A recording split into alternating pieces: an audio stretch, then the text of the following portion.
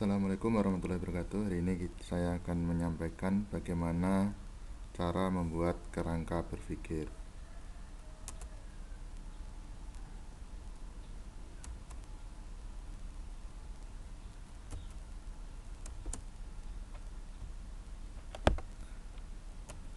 Oke, sebelum kita membuat kerangka berpikir, kita perhatikan dulu pengertian dari kerangka berpikir. Ini saya ambil dari pendapatnya Sugiono yang menyatakan bahwa kerangka berpikir itu sebagai model konseptual yang dimanfaatkan sebagai teori yang ada kaitannya dengan beberapa faktor yang diidentifikasi sebagai masalah penting. Konteks yang dimaksud untuk kerangka penelitian. Jadi kerangka berpikir ini dapat membantu kita membuat dugaan sementara di mana penelitian kita atau solusi yang kita tawarkan itu dapat mengatasi masalah dalam penelitian. Kemudian macam-macam kerangka berpikir. Yang pertama adalah kerangka teoritis, kerangka operasional, dan kerangka konseptual.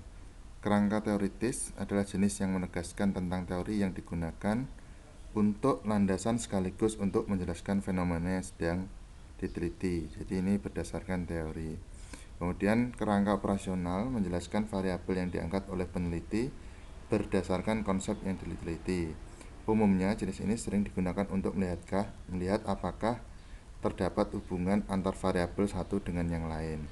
Jadi nanti misalkan di variabel bebasnya itu kita kaitkan ada tidak hubungannya dengan variabel terikatnya. Kemudian yang ketiga kerangka konseptual. Dikatakan kerangka konseptual apabila terdapat asumsi teoritis yang nantinya teori teoritis ini yang akan digunakan untuk mengistilahkan objek yang diteliti. Cara membuat kerangka berpikir yang pertama itu Anda pastikan terlebih dahulu Anda betul-betul memahami kajian teori dan penelitian terdahulu. Nah, ini biasanya ada yang menyebutkan penelitian yang relevan. Jadi penelitian yang ada kaitannya dengan penelitian yang akan kita laksanakan. Kemudian Anda membuat argumentasi atau alasan-alasan mengapa solusi yang Anda berikan itu dapat mengatasi masalah yang diteliti. Nah, berdasarkan dari dua tadi ya, kajian teori dan juga penelitian terdahulu. Nah, ini contohnya saya punya judul penelitian pengaruh model pembelajaran kooperatif terhadap motivasi belajar siswa.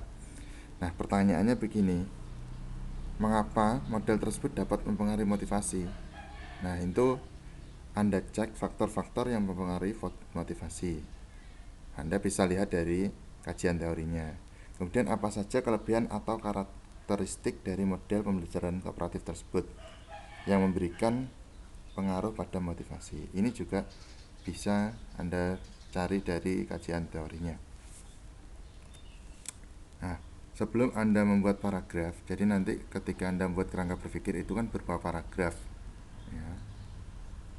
Alangkah baiknya Anda membuat daftar inventaris argumen atau alasan yang sudah dijelaskan sebelumnya. Jadi Anda bisa membuat draft alasan-alasan pertama itu kenapa sih motivasi dapat dipengaruhi oleh model pembelajaran. Nah, misalnya seperti ini. Yang pertama, motivasi dapat dipengaruhi oleh faktor internal ataupun eksternal. Nah, internal itu kan berarti dari dalam diri siswa. Kemudian ada faktor eksternal, itu bisa kita memodifikasi lingkungan belajarnya atau kita men-setting lingkungan belajarnya. Nah, setting ini bisa berdasarkan model pembelajaran salah satunya. Nah, kemudian model pembelajaran kooperatif itu seperti apa? Kok bisa membuat motivasi belajar siswa itu dipengaruhi? Nah, misalnya model pembelajaran kooperatif itu ternyata siswa dikelompokkan dalam kelompok kecil. Nah, sehingga siswa itu bisa saling bertukar pendapat, bisa berbicara atau berinteraksi secara langsung dan juga afektif, misalnya seperti itu. Jadi nanti silakan Anda cari alasan-alasannya, Anda list terlebih dahulu supaya Anda mudah dalam membuat kerangka berpikir dalam bentuk paragraf. Kemudian Anda juga bisa memberikan dugaan sementara atau nanti yang mengarah kepada hipotesis itu berdasarkan kerangka berpikir ini. Nah, nanti kerangka berpikir ini kita bisa mengatakan atau kita bisa menduga sementara bahwa model pembelajaran kooperatif itu dapat mempengaruhi motivasi siswa itu berdasarkan telaah penelitian terdahulu ya. Jadi Anda bisa mengatakan, oh, model pembelajaran ini dapat mempengaruhi kok motivasi siswa itu karena Anda sudah memberikan telaah penelitian terdahulu atau berdasarkan hasil penelitian sebelumnya. Nah, nanti berhasil ataupun tidaknya itu kan setelah Anda melaksanakan atau mengumpulkan data penelitian. Kalau memang dari penelitian Anda nanti berhasil, berarti kan bisa kurang lebihnya hasilnya juga sama dengan penelitian terdahulu.